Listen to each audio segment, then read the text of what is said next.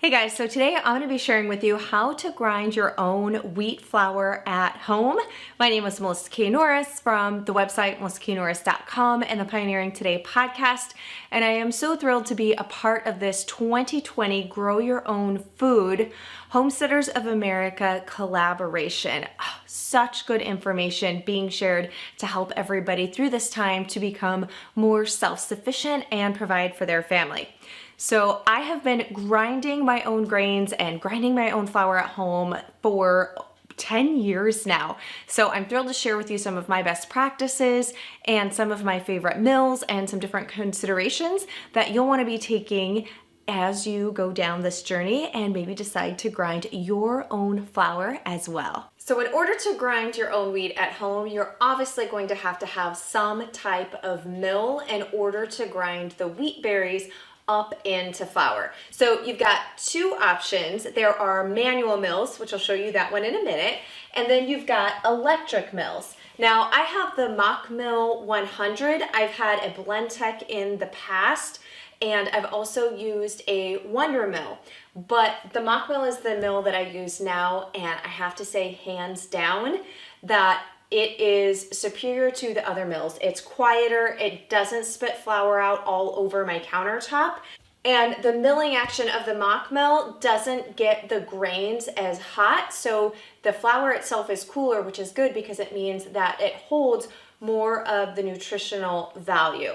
Now, while I love having the aspects of a manual mill because I don't need to have any electricity, if you are doing a lot of baking and cooking where you need large amounts of flours, like when you're doing bread baking where you're going to need anywhere from 6 to 9 cups of flour, depending upon how many loaves you're doing, it's really nice to have an electric mill. Plus, I can do a lot more with this mill as far as getting the grind really fine-tuned. That's one thing about the MCMURRAY is I can do coarser items, I can do herbs with it, I can do spices with it, I can do gluten-free flours, even though I'm going to be showing you how to do wheat flour today. But I could really adjust the coarseness or the fineness if I want to really fine, more like pastry flour, a lot more with this mill than any other mills that I've used in the past.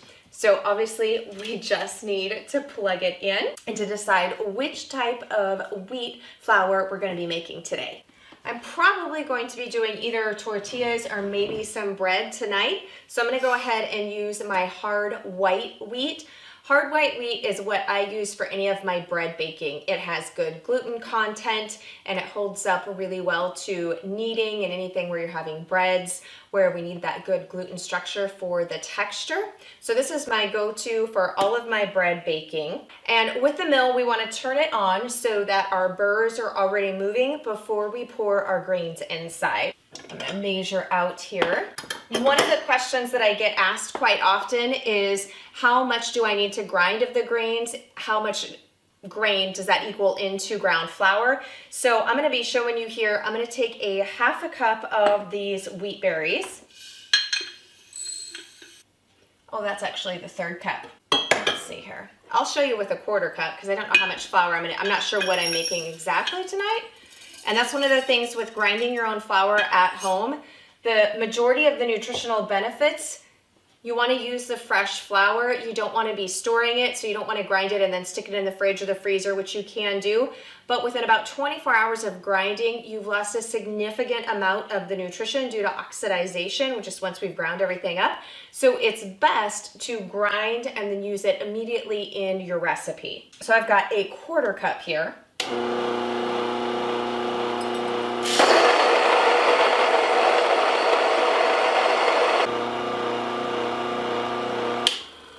You can hear the difference in the sound level. Once it gets done grinding everything, it gets a lot quieter, and that's how you know that all of the wheat berries or the grain that you have put in have went through. But it's not super loud. I mean, there is some noise to it. It probably would wake a sleeping baby in the same room, but trust me, it is a lot quieter than any of the other electric mills that I have used in the past. So now let's measure this flour out. So that was a quarter cup of wheat berries. And that's just shy of a half a cup. So it's not quite double. So usually if I do a half a cup of wheat berries, I'm gonna have really close to about 3/4 cup of fresh ground flour. So that just gives you a little bit of a general idea when you first get starting to know how much do I actually need to grind up versus how much flour output that will be.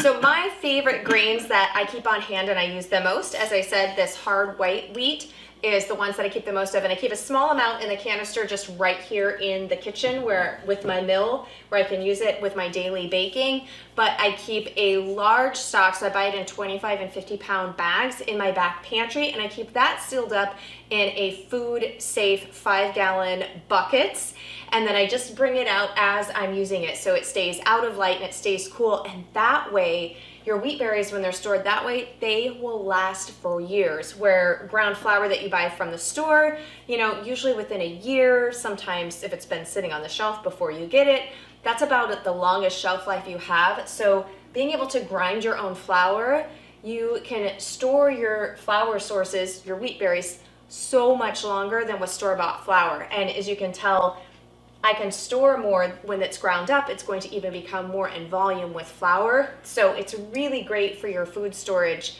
to have the wheat berries. The other berry that I have here is spelt. So spelt is an ancient grain, and spelt I love, one, because it's an ancient grain, so it's a lot more gut friendly if you have any type of gluten sensitivities. It does have gluten in it, so it's not gluten free, but many people find that they're able to use spelt even if they have gluten sensitivities, because it's ancient grain, it's more primitive, it doesn't have as much gluten, and the gluten strands and the forms are a little bit different, that they're able to tolerate it.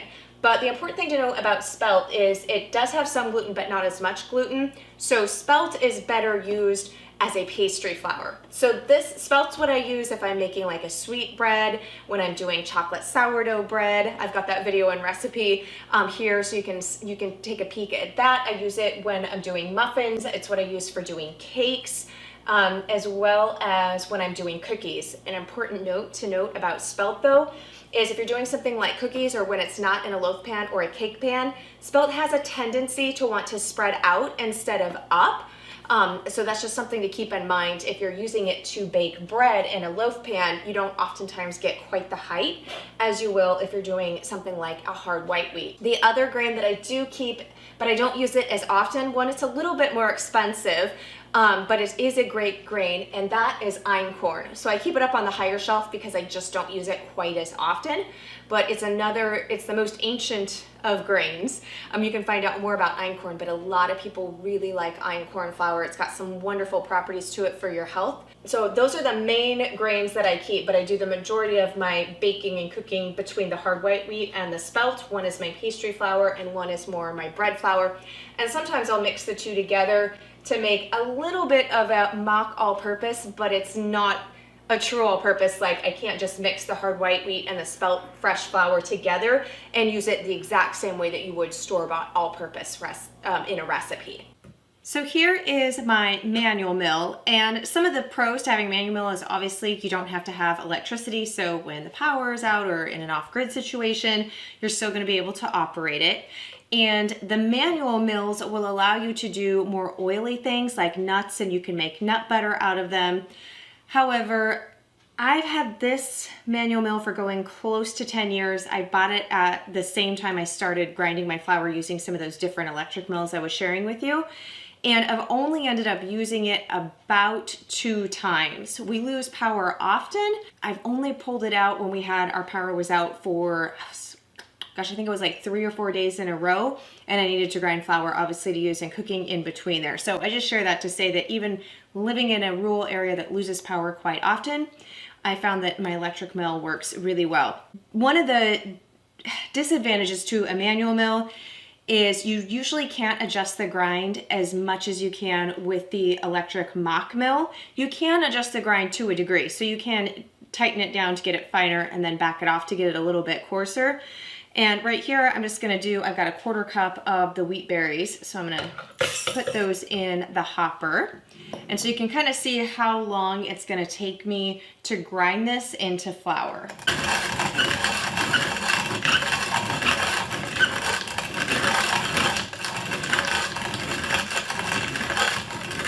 So no, not too bad, but this is only a half a cup of flour. So as you can imagine, if I need to grind up 6 to 9 cups of flour, depending upon the bread recipe that I'm making, you are going to be grinding for quite a while. You're also gonna get a really good workout, so there's that.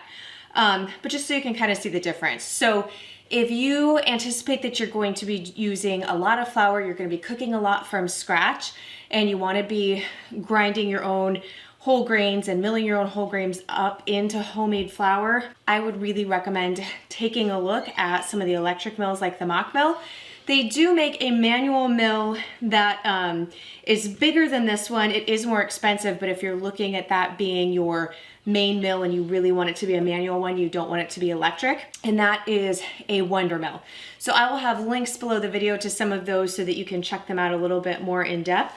But the good news is, even if it's this smaller one or it's a large electric one, it still allows you to make your own flour out of your wheat berries, which is really a pretty cool thing. And I have to tell you, if you have never had bread with fresh ground flour, oh my goodness, you are gonna love it. There's a lot of different flavor variances depending upon, like I said, if you're using the hard white wheat versus the spelt. I feel like the spelt is a little bit nuttier of a flavor than the hard white wheat, but if you have just tasted regular whole wheat flour from the store where it's already milled up, I think you'll really like the hard white wheat. It isn't quite as bitter or earthy, but it has a really good flavor. And I've done taste tests before where I have done 100% fresh ground whole wheat flour loaf and then one from store-bought flour. And I had a group of 15 people to do the taste test, and they all preferred the 100% fresh ground flour. So this is from the Mock Mill, and this is the electric mill, so you can kind of see how fine that flour is. And then this is, it's a little bit coarser. I don't know if the camera's picking that up. I think so. So you can see that this is a little bit coarser, and that is with the manual mill. So thank you so much for joining me in this video. I hope that you found it really helpful, and I can't wait to help you become more self-sufficient. In order to get 6 or 9 cups of flour, and then that just fell off. So you can see why I love my electric mill, and I don't use this manual mill very often.